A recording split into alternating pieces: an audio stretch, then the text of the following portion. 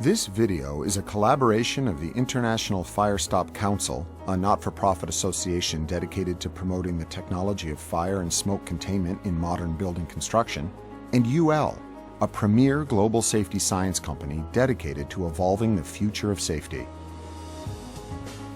Structure fires have tremendous consequences.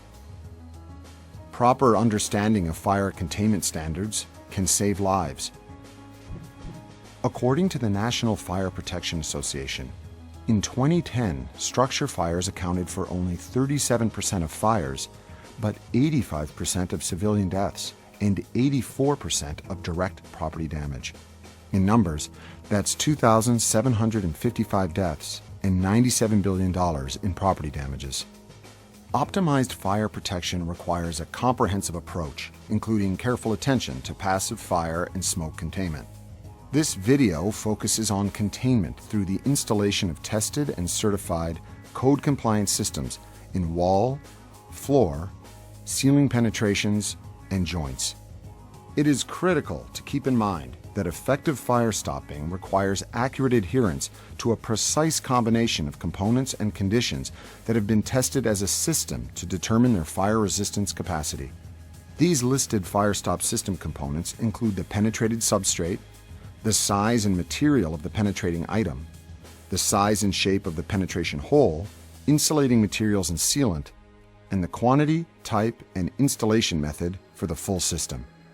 Deviation from any of a listed system's components severely compromises the overall effectiveness of the Firestop.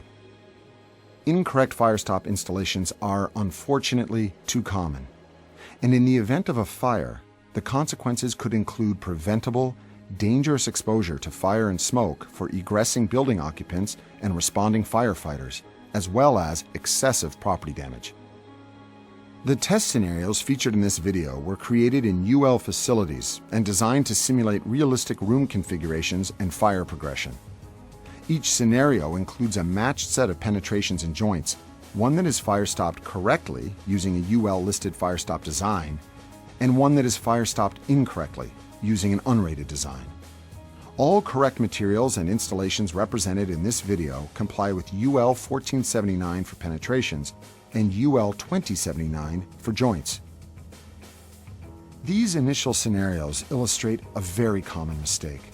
While Firestop sealants have been used in the incorrect installations, they're not the appropriate products specifically listed for these applications. In the case of the plastic pipe, the non-compliant installation results in a complete failure of fire and smoke containment within a short time. For the tested cable bundle scenario, the non-compliant installation resulted in a considerable amount of smoke passage within a short time, due to the fact that Firestop putty listed as part of some tested cable penetration systems was used in a way that did not fully meet the tested system's installation requirements. Attention to detail is critical. In this scenario showing a copper tube, the installations are identical with the exception of the insulation material. Use of the non-compliant insulation results in rapid spread of fire and smoke and demonstrates the importance of matching every detail to the listed system. Even materials with respectable fire properties will not hold up if used inappropriately. The hole for the 5 conduits on the left uses glass fiber insulation, a material that does well in non-combustibility, but in the event of a fire, softens and yields considerably. Its lack of suitability for this installation allows smoke and hot gases to pass rapidly through the fiberglass stuffed openings. The temptation to use materials already on hand, combined with lack of knowledge, can result in inadequate fire stopping. Here, a common foam-type sealant found at most construction sites is used to seal the pipe on the left. There are no tested and listed Firestop systems using these common foam sealants for fire resistance. The foam sealant was completely burned away. On the right, a Firestop system was installed in accordance with the system listing, and fire and smoke passage were completely prevented, as expected. The fire safety danger of using readily available materials far outweighs the convenience of using these materials. This final scenario shows the critical importance of correctly fire-stopped top-of-wall joints. This schematic shows a plan view of the test setup. The compliant and non-compliant joints were located next to closed-in areas to simulate adjacent corridors, which are often critical for effective egress from a burning building.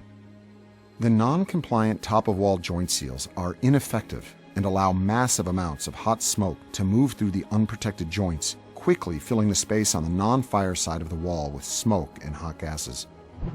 Conversely, the tested, listed, code-compliant joint seals are able to contain the combustion and protect the adjacent space.